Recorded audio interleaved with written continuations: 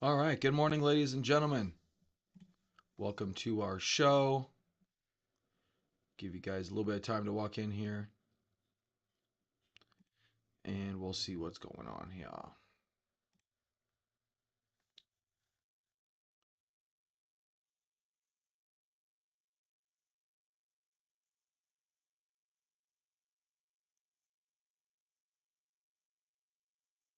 Jeez, Google want YouTube wants me to enable creators adopting live automated mid rolls saw on average 20% uplift in in-stream ad revenue per hour.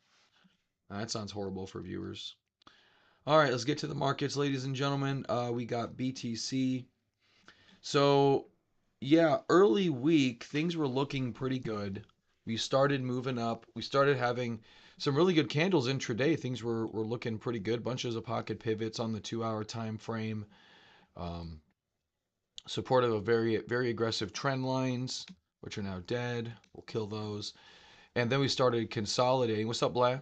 We started consolidating. Nothing really too wrong there except for that candle, which all but touched the all-time high. And then basically we haven't really been able to get back there.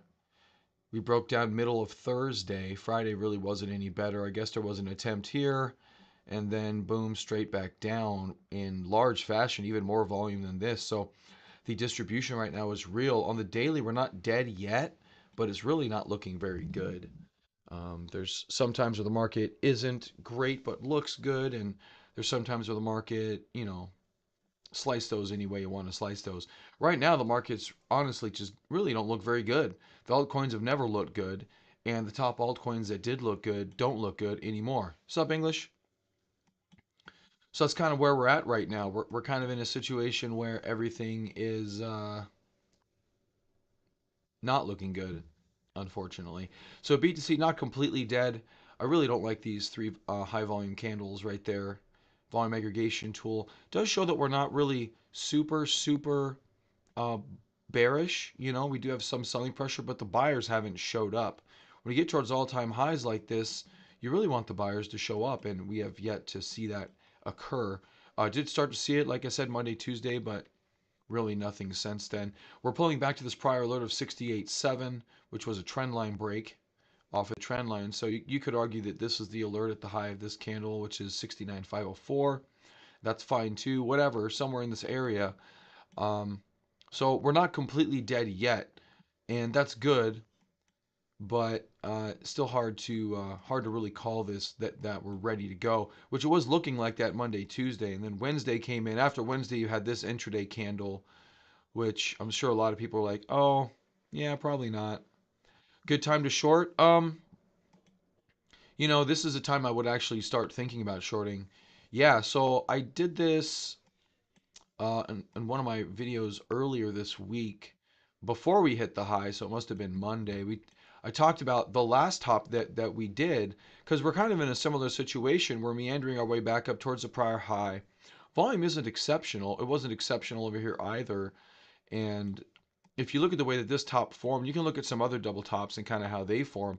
What ends up happening is it just become the buyers just erode away. Look at the volume aggregation tool right here. The buyers get excited. You have three pocket pivots right up here at the top, and then just none show up. You got one small pocket pivot there, which was the last time we started moving back up, and then that's the last pocket pivot almost on the whole chart. I mean, this one isn't. You don't think that's a reversal candle, do you? I hope not. So but if you look at this sequence, this is actually prime action. This is actually prime time for shorting. I have shorted before. It's not that I don't short. I choose not to short. Um, this may be a situation where I may choose to short if I see the right setup, if I'm there at the right time. I don't. The thing is with me is I don't force those trades, blah. I really, if I miss it, it sucks, but I miss it. If I'm there and I see it, I'll take it. If it's like a really prime short, and this could be a prime short. I'm not saying um, that I would never short. I mean, but I really haven't shorted in a long time. But this would be a situation like if we move back up here, maybe swing failure past the high, very similar to this, and then come back. I mean, I could definitely see a situation where shorting is really advantageous. The thing about shorting, it's very It's similar to breakout buying, but the main difference in shorting is that it's much more aggressive generally. So you have to be really, really on top of your shit. And it's hard to be on top of your shit. I think I still got more to go over here. Oh, 2 hours, that doesn't even go far enough. Let's go to a 1 hour chart and then drag my happy ass all the way over there. Um, you really have to pick and choose those short. At least in my opinion, there's a lot of guys that don't mind, pulling triggers in shorts. That's fine. I got no issues with that. I'm trying to find that spot on the hourly because it's gonna. Well, of course it's not gonna be hourly, you idiot. You just did 2 hour and that didn't work. Okay, I'm retarded. I meant to go to the 4 hour. It's really what I meant to do. Do do do do do. That actually wasn't so hard when I get the right time frame. So yeah, if you look at this on the 4 hour perspective, which I'm not gonna piddly mess with the 3 hour, but if you look at this intraday, so this is kind of the time frame we're looking at, right? These right candles or the right candles over here. So this is the high. So you start to go up on this big up thrust day, get a nice pocket pivot there, a nice series of pocket pivots. You have an up thrust candle here that fails. That's a swing failure. So you have a swing failure, and then you have a bottoming candle, but then you have another. So it's a couple of prime places to short. This is your most ballsiest short right here. Okay, if you want to take that, it's really unwise. It's in my opinion, it's an unwise short. You don't want to short there because look, if you look at this chart, you're not expecting all this to fail.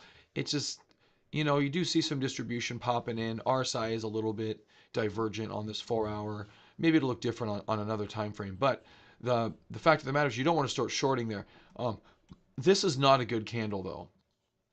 If you short it on this candle with a tight stop at the top of that candle, I know it's only 4 hours later, but that's what I can't see. 2.75% stop loss. Okay. You can do that once or twice. All right. And then you have this candle. And by the time this candle comes, you're like, okay, yeah, that sucked. That's a failure at that point. This whole base has been undercut at this candle. This candle being undercut to whole destruction of this structure. We're pulling into this prior trend line.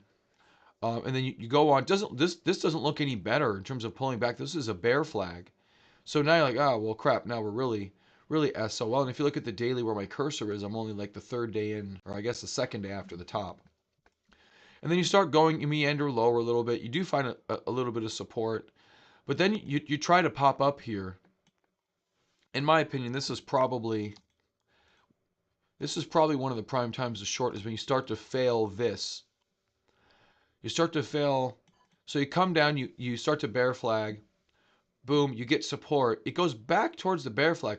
So now people are thinking maybe we'll rally back up, but then we don't. That's a prime time to short, like one of these candles. So it's not really easy to do the really, really good shorts. If you're on top of the ball, this would be a good one to at least try. There's no guarantee it's going to work, but you already have the swing failure behind you, and you really don't want to, I mean, this isn't a bad failure in this candle. By the time the next candle is, it's not the full, it's almost a full body to body drop, which is not ideal by any stretch. So you can look at shorting there. I wouldn't take a full position here. I would do a partial, maybe not even a half position, maybe a quarter position, right? But then by the time you get up here, if that's still profitable, like, okay, that's shorted. There's clearly resistance here. Now we're doing this. Now you can take a short here with your stop here, and so you start undercutting. So again, these are difficult to time, but you start kind of undercutting these levels because you pop up here. You can consider this a bull flag. So this is a bull. Oh, by the way, it's power hour's got to be short too. I got soccer today. Um, you start popping up. You do a bull flag. You throw a bull flag, and then boom, it drops. So hey, what's up, Justin? I've kind of left the public space, but I never truly left. I still do my power hour show. In fact, this is a power hour. So, um, but yeah, so you start breaking this after all of this story's been told, and then it starts to crater. This is called getting lucky, okay? But it's getting lucky based on everything I just talked about. You got one, two, three kind of signals leading your way, and then you start shorting. And then you just hold that short because your stop is so good. Either way, you're going to have a two or so percent short. That's about a 3%, or excuse me, stop. That's about a 3% stop. That's a 2 to 3% stop in the middle of this red candle, which that one's hard to do. This is a tough short to take. That's a 4%. This is the better short in my opinion. This one right here, because you look at this on the daily, and I actually remember this. This was a cup and handle, and this was a failed cup and handle. By the time this cup and handle fails, it's even lower than that. Actually, that's your failure of the cup and handle right there.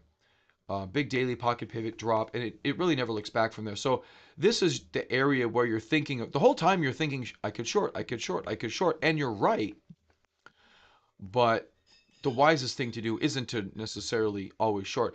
And I will at least for me, that's how my brain works. I don't know how other traders think and how their subconscious processes, but that's how my brain works. Whenever my brain starts locking onto a thesis like that, it's usually right.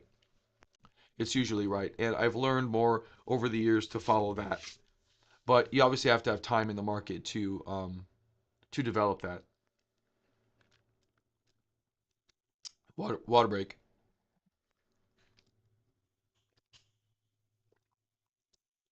Ah, love water.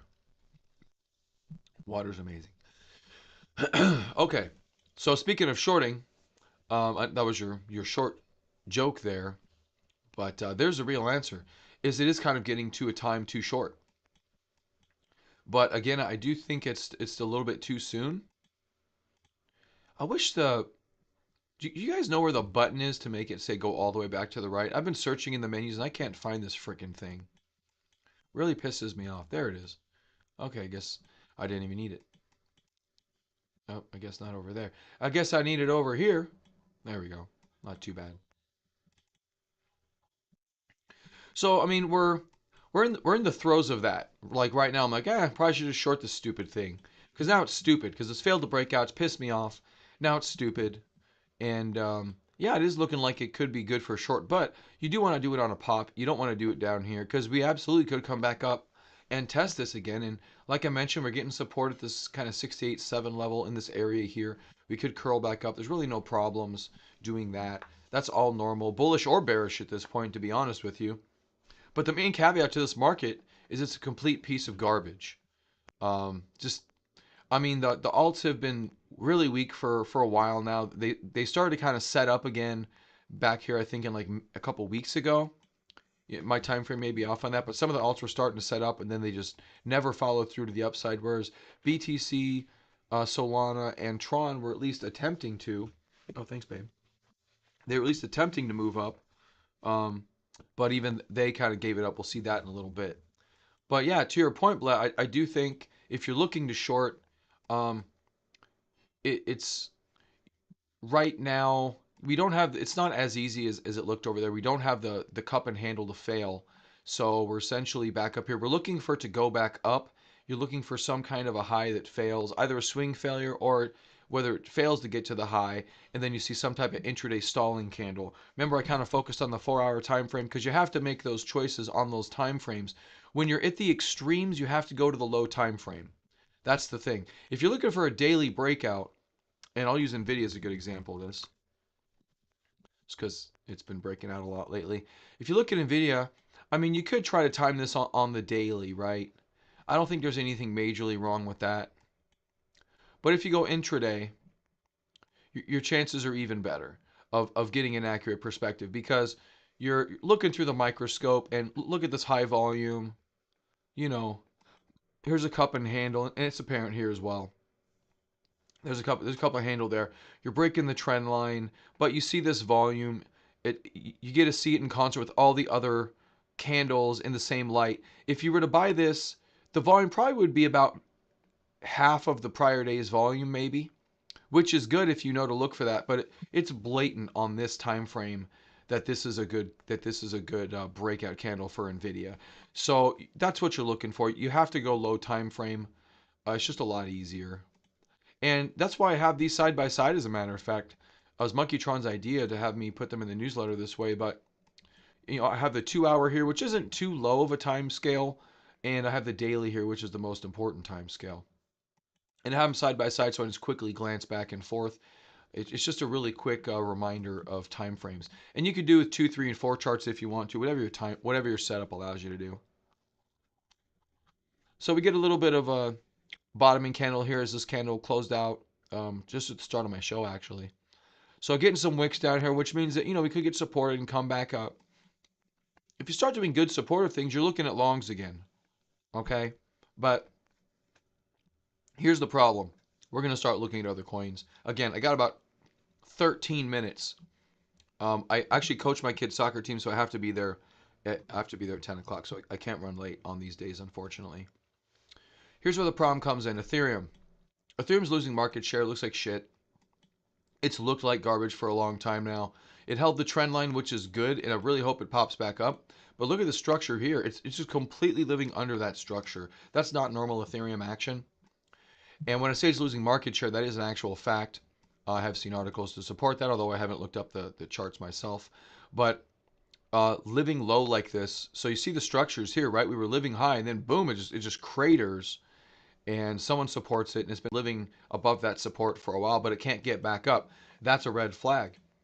BNB today not looking super hot. It hasn't broken yet, but it is in the lows of recent, so that's not very good. Ideally, we'll get supported and try to pop back up. Hopefully, BTC does that as well. Solana, while it is above the 159.72, let's zoom out on this one a little bit. There's a lot of triangles that could be drawn on this chart. I actually kind of have 1.5. I've got this trend line here at the top, which we're pulling back into. This one, which we're above the actual triangle that I have drawn. We're still above that one. We're still above this trend. So not all is lost, but it's not looking good. We do need to rebound. And fortunately, the volume signature on the way down here really isn't too bad. We're getting towards average volume. We were above average volume for most of the green candles, but my volume aggregation tool shows you the story. It's just a bunch of choppy garbage, really. The buyers nor the sellers are really taking control. There's a clear top here, this 36 million, 37 million level that we just stalled out for buying. So maybe we come back down to this level with 18. Maybe we'll go back. I don't know, but yeah, really not very good there for Solana. And it never really tried going higher. We never got the volume that we usually get with something like Solana, which arguably is a leading token. It's taking quite a bit of market share from Ethereum. You would argue that if it's going to be the leader, that it needs volume because they're going to be buying it in mass, but they're not doing that. So, and the chart's right here. XRP, this has been garbage for a while. Had a couple of pops, but really nothing substantial. Ton, bunch of garbage.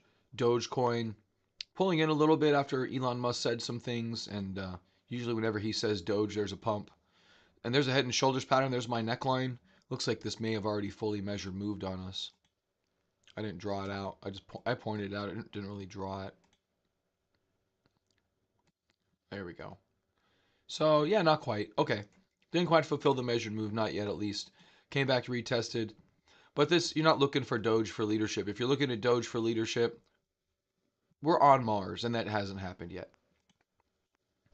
All right, Cardano, nothing but sideways forever. And Tron pulling in after attempting the breakout at this, is that 1640? That is 1640. Weak on the way up here, and now we're pulling in on just as much volume. So we're not really getting that extension that you're hoping for with something like Tron. And Tron is also taking market share from Ethereum as well. So again, you would hope that this would be moving up substantially. However, it's just not. This is what the market feels like. The rest of the alts feel and look like. They look like this. They look like we've been in a downtrend, we've been in a big long bear flag, and now we broke the bear flag. We tested the bear flag, and now we're failing that test. That's really what this market feels like overall. Barring BTC being at all-time highs. They could be just moving it there to distribute. I'm not sure. That's usually not what crypto does. The stock market does that. Stock market will move one or two or three stocks while it distributes the rest of the market, or vice versa. It'll actually, pump up the rest of, it'll pump up the Dow while it distributes the Nasdaq. So it has a couple of distribution patterns that it runs into. And once you understand that, you kind of understand how market makers think and how they work, and you can look for that pattern repeating throughout the markets. And that's kind of what we're starting to notice that in crypto. Like I just said, running these few tokens that that look good and even keep us interested while they distribute, or because I don't even know why they would be in these other tokens, the institutions. That's why it's weird. It's not like institutions jumped into crypto, bought every crypto, and now they're selling them all. It makes no fucking sense to me. So I don't know. But AVAX here, not a good looking chart. I think this is a clear. This is kind of what the market feels like it's doing to me. Shiba Swap, choppy, still up in its consolidation, but really nothing good yet. DOT sucks generally, and it's down here playing in lows. That's not a good sign. Bitcoin Cash pulling back into this choppy area, not a good sign. Chainlink, not a good sign. So rinse and repeat for pretty much every freaking alt in the market. SUI down 4%. This one also taking up some SUI and SEI, which isn't as high of a market cap token, and I don't have it on the newsletter today.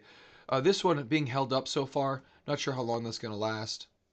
You see the average volume here in my orange was rising, plateaued, so it's probably going to start going down. You can see we're definitely not above average on most of these. We did have this one nice candle, which was nice, but we're continually making new lows and lower highs after that. Not a good look. Litecoin, big choppy mess. ICP, more narrow choppy mess, but still just that. Leo sucks generally, and Uniswap, not really doing very good. The only altcoin I had was Ray. Ray's actually been doing pretty good, and it's one of the few that actually looks like it may think about going up. Maybe I say few because I know there's altcoins that I don't track, and yeah, I know there's altcoins that I don't track, and but this is like the only one on my chart. Here, I'll show you guys real quick. And we got about 7 minutes left. You guys got questions? Shout them out. You guys have horrible comments about me? Shout them out. I accept all types. So I'm just gonna hit down on this. Just look at what you think the average coin looks like as we do this. Just look at the daily chart on the right. You don't got to look all over the place. Just look right here. Let your peripheral take in all of this. Just focus right here and just let this thing speak to you. And what does it speak of? Does it speak of, oh, these things are super bullish? Or does it look like you're rolling over, testing lows, if not already in lows, and the ones that are holding up are looking weaker? Like, look at this thing. This thing looks extraordinarily weak. EOS. Look at that. Look at the higher lows. They're just boom, boom, boom. Now your higher lows are meeting your sideways lows, and it looks like it just wants to drop. You're seeing that a little more and more. So here's one. This is Fetch. This looks like Cardano, right? Just a little bit more evolved. It broke the trend line here about a month ago, 3 weeks ago or so, just continuing to go lower. This whole market, this isn't what a bullish market looks like. You just go through, you know, go through the market and see that. So Phantom here looks like a head and shoulders pattern. You got shoulder, head, shoulder, declining volume. Really lack of interest on the right side since this topping candle formed. Really lack of interest. This thing should drop. FTN, this is Fast Token. We were following this over here. We got in on the story late, as usually happens, unfortunately. And then all this garbage happens. Then you really don't want to be involved in it. But it is still holding up. The question is, how, is it worth trading? I don't think so, personally. So I'm going to I'm going to stop in the ones that kind of negate my thesis here. But you're going to see we're not stopping that often. Gate chain. What the hell even is this thing? Volume's just even low up here, and that's a head and shoulders pattern too. H bar lower. Multiple head and shoulders and HMT, that's helium. This is me eating a croissant. My wife gave me some food. IMX, that thing's just dying right now. Look at the high volume. I would argue you're going to see more of this and less of the opposite. Lower, lower, lower, choppy, choppy, choppy. So there's Caspa. Remember, Caspa technically was looking amazing. We caught it at a pretty good spot. Had a couple of good runs, and then just started doing less good runs. And look at the VA tool. No one's interested. Now it's just been rolling over for months now. We haven't talked about this in months due to that fact. So you're just, again, look at the market, see what's going on. It's a bunch of garbage. What's the overall outlook for BTC right now? Sorry if I missed BTC analysis earlier. You did, Justin. How dare you bring me back to BTC? But there's really nothing going on here. OM, this thing tried to break out at my green trend line there, the longer one, but really hasn't done anything. BTC, I think it's going to go back up to the top and fail again, and then we probably get a repeat of the double top from a couple of years ago. That's just what it feels like overall to me. I hope it doesn't happen. I hope we actually. Hey, what's up, Batman? Yeah, no problem, bud. I'm out of here in 3 minutes, though. You're late. Call me Joker, bitch. That's funny. That's funny. And here's Ray. We already looked at Ray. This is the only one that looks good. We already talked about that. That's hilarious. That's funny. But yeah, this whole market looks like trash. So here's SUI. Where's SEI? Here's SEI. So this is another one taking some market cap from Ethereum, and it's not doing very hot either. Yeah, I'll jump back, but yeah, but really, Justin, I mean, I don't think it's. I really hope it does. I hope I'm wrong, and hope this whole market turns around. I just don't think it's going to happen, not the way it looks right now. So yeah, we're going to end in a couple of minutes. So I'll end up on BTC here. Um, I don't think the Tesla thing. I mean, maybe it's the Donald Trump effect. I didn't actually think of it that way, Batman. We'll go to Tesla in a bit, but BTC here. BTC here, yeah, I don't like the fact that we failed up here. If we hold the 68.7, there's a shot. If we fail 68.7, I don't think there's a shot. And yeah, that's just how I think about the situation. And you look at these angled trend lines. We drop this one that goes back from this low in September 6th.